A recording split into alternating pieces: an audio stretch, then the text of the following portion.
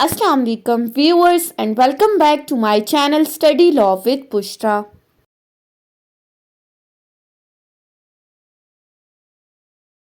So we were discussing Land Revenue Act 1967 and we have discussed up till section 58. In this video we are going to start from section 59. But before starting the discussion, I request you all to please subscribe to my channel and don't forget to press the bell icon for latest updates. Do share this video with your friends and don't forget to comment your feedback. So let's move towards the discussion. Section 59 से section 69 explain करते हैं topic of general assessment को। अब ऊपर हमने पढ़ा था 56 से 58 तक assessment of land revenue. Assessment में हमने क्या पढ़ा था? असेसमेंट किसे कहते हैं? तखमीना लगाना, अंदाज़ा लगाना।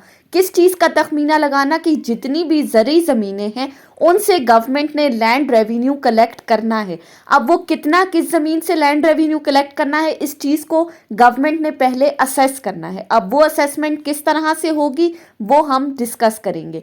सो सेक्शन 59 पे आ जाएं तो सेक्शन 59 का टाइटल कहता है notification of intended reassessment and instructions as to the principles of assessment के नोटिफिकेशन इशू किया जाएगा रिगार्डिंग द असेसमेंट और इसके साथ साथ इंस्ट्रक्शंस इशू की जाएंगी, हदायत बताई जाएंगी किस किस तरह से असेसमेंट करनी है। सो सेक्शन 59 की क्लॉज 1 के ऊपर आ जाएं तो क्लॉज 1 कहती है असेसमेंट ऑफ लैंड रेवेन्यू में बी जनरल और स्पेशल, कि जो भी जिस भी लैंड की आप असेसमेंट करेंगे लैंड रेवेन्यू के लिए वो जनरल भी हो सकती है और स्पेशल भी हो सकती है। आज की इस वीडियो में हम जनरल असेसमेंट को डिस्कस करेंगे।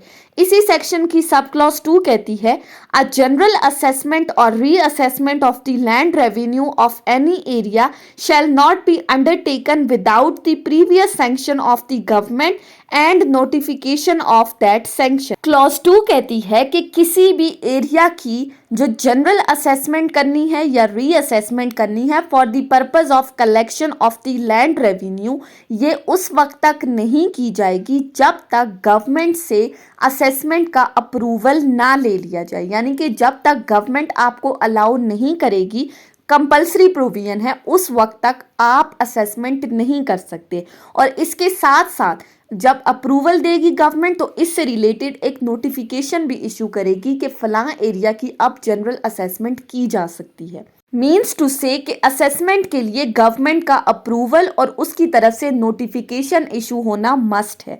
उसके बाद सब सेक्शन 3 की तरफ आ जाएं तो सब सेक्शन 3 कहता है in granting such sanction the government may give such instructions consistent with the provisions of this act and rules made thereunder as it may deem fit, कि अब ये जो गवर्नमेंट आपको सैंक्शन दे रही है general assessment के लिए, जो अप्रूवल दे रही है, इस अप्रूवल के साथ गवर्नमेंट इंस्ट्रक्शंस भी इशू करेगी कि असेसमेंट किस तरह से करनी है। हदायत दी जाएंगी कि क्या क्या तरीकाकार अपनाया जाएगा और ये जो इंस्ट्रक्शंस गवर्नमेंट देगी ये इस लैंड रेवेन्यू एक्ट की प्रोविजंस के अकॉर्डिंग ही इशू करेगी। उन प्रोविजंस के इनकंसिस्टेंट इंस्ट्रक्शंस इशू नहीं की जाएंगी और साथ ही साथ वो कुछ रूल्स भी बताएगी जो उसको मुनासिब लगते हैं। उसके बाद आ जाते हैं सेक्शन 60 के ऊपर। सेक्शन 60 बात करता है mode of determining the assessment. अब इसमें मोड ऑफ डिटर्मिनिंग असेसमेंट यानी कि तरीकाकार बताया गया है कि असेसमेंट किस तरह से करनी है। सो सेक्शन 60 की अगर हम क्लॉज 1 के ऊपर आ जाएं तो क्लॉज 1 कहती है a general assessment shall be made by a revenue officer. Clear cut बात बताती है कि जो भी जनरल असेसमेंट की जाएगी किसी भी एरिया की वो हमेशा कौन करेगा? वो रेवेन्यू ऑफिसर करेगा। कंपल्सरी प्रोविजन है, शेल का वर्ड यूज हुआ है। सेकंड क्लॉज पे आ जाएं तो क्लॉज 2 कहती है before making such assessment the revenue officer shall report through the commissioner for the sanction of the board of revenue his proposal with regard thereto. अब first subsection में हमने discuss कर लिया कि revenue officer assessment करेगा, clear cut बात बता दी। अब रेवेन्यू ऑफिसर किस तरह से असेसमेंट करेगा? बिफोर मेकिंग सच असेसमेंट, किसी भी लैंड की, किसी भी एरिया की असेसमेंट से पहले उस रेवेन्यू ऑफिसर ने बोर्ड ऑफ रेवेन्यू की सैंक्शन लेनी है। उसके अप्रूवल के बगैर वो असेसमेंट नहीं कर सकता। अब उसका अप्रूवल किस तरह से लेगा? रेवेन्यू ऑफिसर अपना एक प्रपोजल तैयार करेगा। प्रपोजल तैयार करने के बाद इसकी रिपोर्ट कमिश्नर को भेजेगा। कमिश्नर के पास जैसे ही बोर्ड ऑफ रेवेन्यू का रेवेन्यू ऑफिसर का प्रपोजल रिसीव होगा, वो इसे फर्दर ट्रांसफर कर देगा बोर्ड ऑफ रेवेन्यू को, और फिर बोर्ड ऑफ रेवेन्यू इस रिपोर्ट को देखते हुए उस रेवेन्यू ऑफिसर को सैंक्शन ग्रांट करेगी, यानी कि इजाजत देगी, और फिर वो रेवेन्यू ऑफिसर असेसमेंट करेगा। उसके बाद आ जाते हैं सेक्शन 61 के ऊपर। ये बहुत ही ज़्यादा इंपॉर्टेंट सेक्शन है। सेक्शन 61 बात करता है अनाउंसमेंट ऑफ द असेसमेंट। जब बोर्ड ऑफ रेवेन्यू से सैंक्शन मिल गई, उसके बाद इस असेसमेंट को अनाउंस किया जाएगा।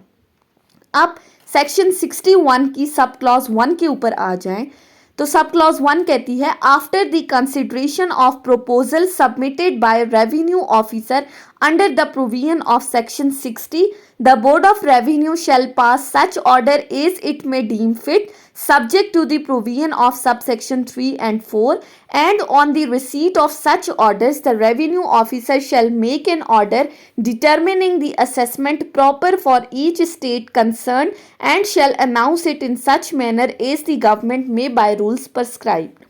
अब इस क्लॉज 1 में कहा गया है कि जैसे ही सेक्शन 60 के अंडर रेवेन्यू ऑफिसर का तैयार करदा प्रपोजल बोर्ड ऑफ रेवेन्यू के पास आता है, तो बोर्ड ऑफ रेवेन्यू इस प्रपोजल को कंसिडर करने के बाद ऑर्डर पास करेगा जो भी उसको मुनासिब लगता है, और ये जो ऑर्डर बोर्ड ऑफ रेवेन्यू पास करेगा ये इस सेक्शन की sub clause 3 and sub clause 4 के अकॉर्डिंग पास किया जाएगा। अब सब सेक्शन 3 या सब सेक्शन 4 क्या है वो हम आगे डिस्कस करेंगे।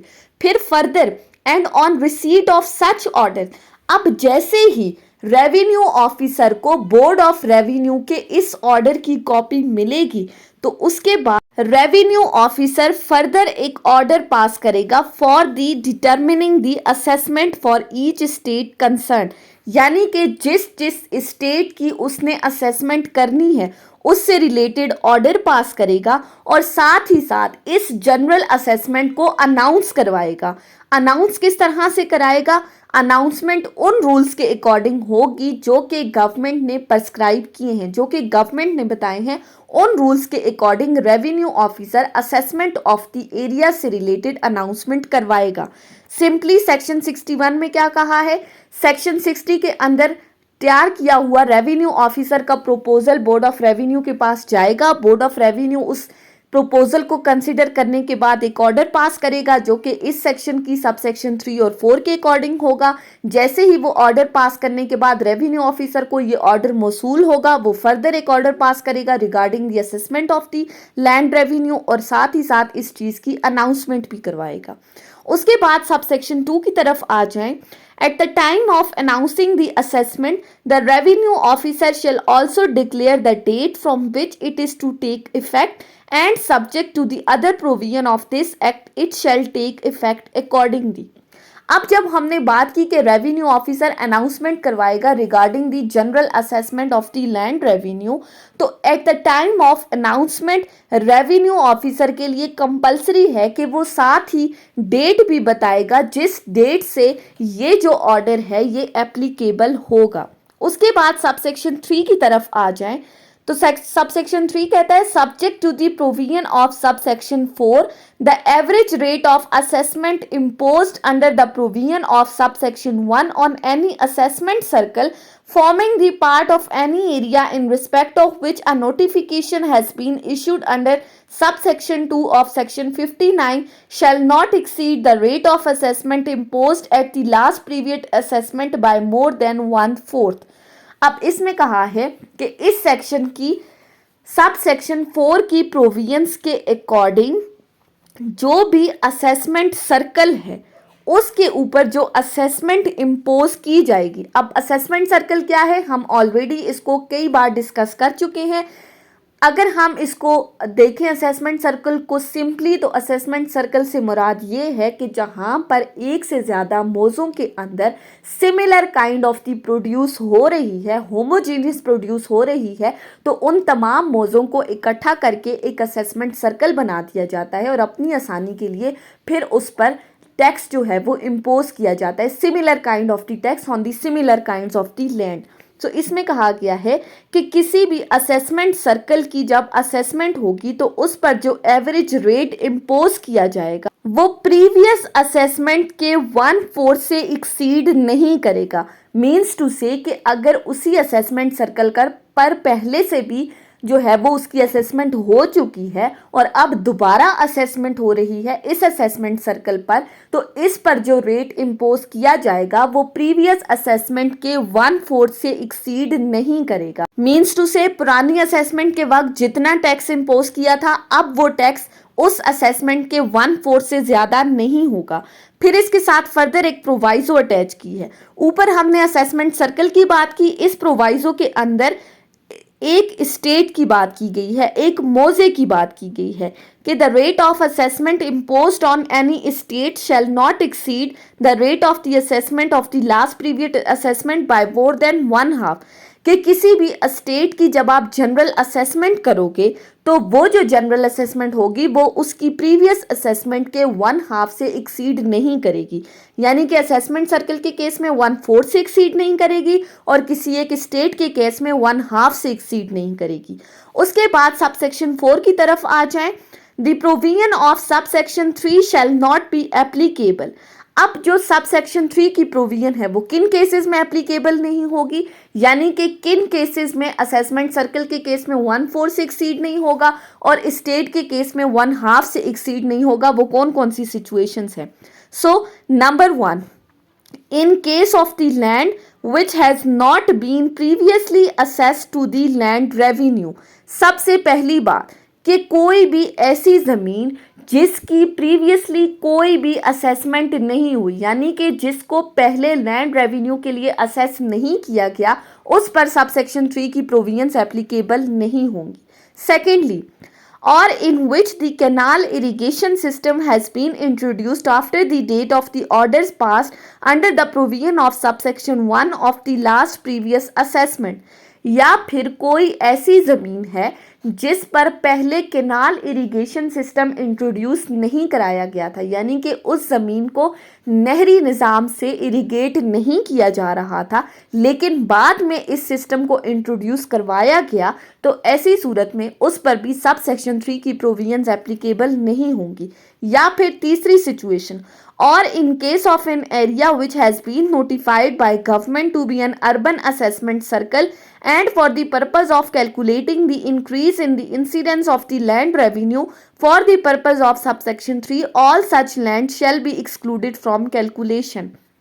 तीसरी सिचुएशन क्या है, या फिर कोई ऐसा एरिया है जिनके ऊपर जितनी भी ज़मीनें थी उस एरिया को गवर्नमेंट ने अर्बन डिक्लेयर कर दिया है, तो उस पर भी सब सेक्शन 3 की प्रोविजंस एप्लीकेबल नहीं होंगी, क्योंकि जिसको अर्बन डिक्लेयर कर दिया जाए तो वो ऑलरेडी अर्बन एरियाज में प्रॉपर्टी टैक्सेस वो पे कर रहे हैं, तो उन पर लैंड रेवेन्यू की असेसमेंट नहीं होगी, उन पर सब सेक्शन 3 अप्लाई नहीं होगा। सो ये 3 सिचुएशंस थी जिन पर सब सेक्शन 3 अप्लाई नहीं हो रहा था। इसके साथ ही एक प्रोवाइजो अटैच की गई है और वो प्रोवाइजो क्या कहती है, that in case of the lands in which canal irrigation system has been introduced after the date specified in the subsection, the average rate of assessment shall not exceed the average rate of assessment of the land of similar kind imposed under subsection 3। हमने कहा कि जिन lands पर canal irrigation system introduce बाद में कराया गया है उन पर सबसेक्शन 3 एप्लीकेबल नहीं होगा, तो फिर उनसे लैंड रेवेन्यू किस तरह से कलेक्ट किया जाएगा, उसकी असेसमेंट किस तरह से होगी। तो इस प्रोवाइजो में कहा गया है कि उस तरह की बाकी जितनी भी ज़मीनें हैं उनसे जिस तरह से लैंड रेवेन्यू कलेक्ट किया जा रहा है, इन लैंड्स पर भी उसी तरह से असेसमेंट की जाएगी जैसा कि बाकी लैंड्स पर होती हैं और इसी तरह से लैंड रेवेन्यू कलेक्ट किया जाएगा। उसके बाद आ जाते हैं सेक्शन 62 के ऊपर। सेक्शन 62 बात करता है एप्लीकेशन फॉर रिकंसिडरेशन। अब यहाँ पर किस तरह की रिकंसिडरेशन की बात की गई है, किन सिचुएशंस में की गई है, ये हम पढ़ते हैं। सेक्शन 62 की क्लॉज 1 को देखें तो क्लॉज 1 कहती है any land owner may within 30 days from the date of announcement of the assessment present a petition to the revenue officer for the reconsideration of the amount, form or condition of the assessment। अब इस subsection 1 में कहा गया है कि अगर कोई ज़मीन थी जिसकी जनरल असेसमेंट कर दी गई है रेवेन्यू ऑफिसर की तरफ से, और अगर कोई लैंड ऑनर है जिसको इस जनरल असेसमेंट के ऊपर किसी भी तरह का कोई एतराज़ है, चाहे वो उसकी अमाउंट से रिलेटेड है कि रेवेन्यू ऑफिसर ने ज़्यादा अमाउंट जो है वो असेस कर दी गई है, उसकी फॉर्म से या कंडीशन से रिलेटेड किसी भी तरह का कोई भी एतराज़ है, तो उस लैंड ऑनर के पास इस सेक्शन के अंडर क्या रेमेडी है कि वो एक पिटीशन फाइल कर सकता है before the revenue officer but with in 30 days। यानी कि जिस दिन से जनरल असेसमेंट की अनाउंसमेंट हुई है उस दिन से लेकर 30 days के अंदर अंदर वो रेवेन्यू ऑफिसर को एक पिटीशन फाइल करेगा और उसको कहेगा कि वो इस इलाके की जनरल असेसमेंट को रिकंसिडर करे, दोबारा से देखे। फिर सबसेक्शन 2 क्या कहता है, the order pass by revenue officer on the petition shall set forth his reasons for granting और रिफ्यूजिंग इट। सबसेक्शन 2 कहता है कि जैसे ही रेवेन्यू ऑफिसर को ये पिटीशन मौसूल होगी तो रेवेन्यू ऑफिसर के पास दो ऑप्शन है कि चाहे तो वो उस पिटीशन को एक्सेप्ट कर दे, चाहे तो वो उस पिटीशन को रिफ्यूज़ कर दे। लेकिन इस सबसेक्शन 2 में शैल का वर्ड यूज़ करते हुए कहा है कि रेवेन्यू ऑफिसर जो ऑर्डर पास करेगा regarding the refusal of the petition और the acceptance of the petition, इस ऑर्डर के साथ वो रिफ्यूज़ल और एक्सेप्टेंस की रीजंस भी बताएगा। सो ये थी हमारी आज की डिस्कशन सेक्शन 59 से सेक्शन 62 के ऊपर। नेक्स्ट वीडियो में हम सेक्शन 63 से डिस्कस करेंगे इंशाल्लाह। सो आई होप कि आपको ये लेक्चर समझ में आया होगा अगर आपने इस वीडियो को अटेंटिवली सुना है तो।